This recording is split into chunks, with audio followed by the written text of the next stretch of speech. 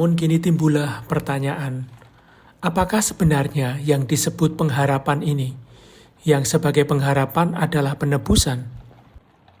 Sebenarnya intisari jawabannya terdapat dalam kata-kata surat kepada jemaat di Efesus yang sudah dikutip di atas. Umat di Efesus sebelum bertemu dengan Kristus tidak memiliki pengharapan, sebab mereka berada di dunia ini tanpa Allah. Mengenal Allah, Allah yang benar, berarti menerima pengharapan. Kita ini yang selalu hidup dengan pengertian Kristiani tentang Allah dan terbiasa dengan pemahaman itu, hampir tidak dapat memahami bahwa kita memiliki pengharapan yang datang dari perjumpaan nyata dengan Allah ini. Contoh seorang wanita kudus dari zaman kita kiranya dapat menolong kita untuk memahami apakah artinya pertama-tama dan sesungguhnya bertemu dengan Allah ini. Kami teringat akan Josefina Bagita dari Afrika yang dikanonisasi oleh Paus Yohanes Paulus II. Ia lahir sekitar tahun 1869. Ia sendiri tidak mengetahui tanggal persisnya di tempat bernama Darfur di Sudan. Ketika berumur 9 tahun, ia diculik oleh para pedagang budak, dipukuli dengan bengis, dan 5 kali diperjualbelikan di pasar budak Sudan. Akhirnya, ia harus bekerja sebagai budak bagi ibu dan istri seorang panglima, dan di sana ia setiap hari dipukuli sampai berdarah.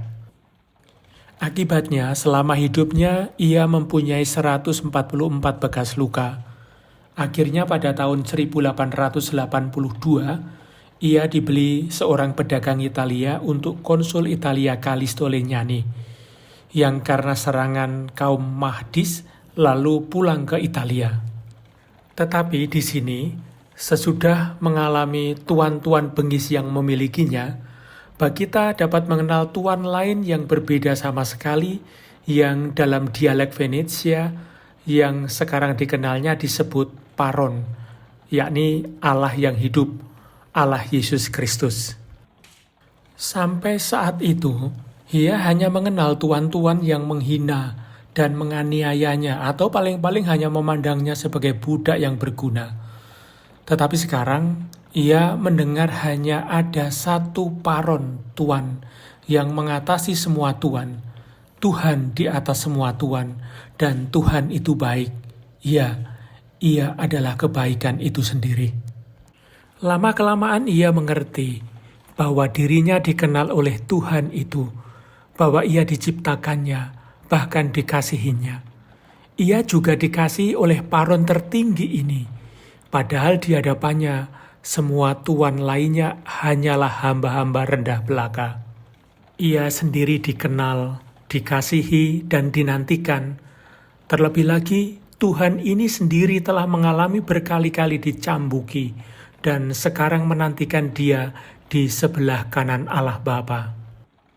Sekarang ia mempunyai pengharapan, bukan lagi hanya pengharapan kecil untuk menghadapi tuan-tuan yang kurang kejam, melainkan pengharapan paling agung. Aku akhirnya merasa diriku dikasihi, dan apapun yang akan kualami, aku dinantikan oleh kasih ini, dan demikianlah hidupku adalah baik. Melalui pengertian tentang pengharapan ini, ia merasa dirinya ditebus, bukan lagi sebagai budak, melainkan sebagai putri Allah yang bebas. Ia memahami apa yang dimaksud Paulus ketika mengingatkan umat Efesus bahwa mereka dahulu di dunia tanpa pengharapan dan tanpa Allah. Tanpa pengharapan karena tanpa Allah. Oleh karena itu, Bagita menolak ketika ia mau dikembalikan ke Sudan. Ia tidak mau dipisahkan lagi dari paronnya.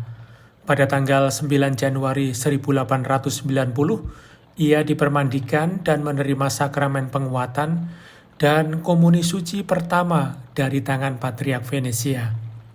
Pada tanggal 8 Desember tahun 1896 di Verona, ia mengucapkan kaul dalam kongregasi suster-suster Kanusian, dan sejak waktu itu di samping tugasnya di sakristi dan sebagai penerima tamu biara, Ia terutama mengadakan perjalanan-perjalanan ke daerah-daerah di Italia untuk membangkitkan semangat misi, pembebasan yang telah diperolehnya berkat perjumpaannya dengan Allah Yesus Kristus.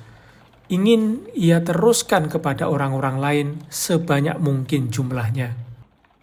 Pengharapan yang timbul dalam dirinya dan telah menebusnya tidak boleh disimpannya sendiri. Sebab pengharapan ini harus menjangkau banyak orang, menjangkau semua orang.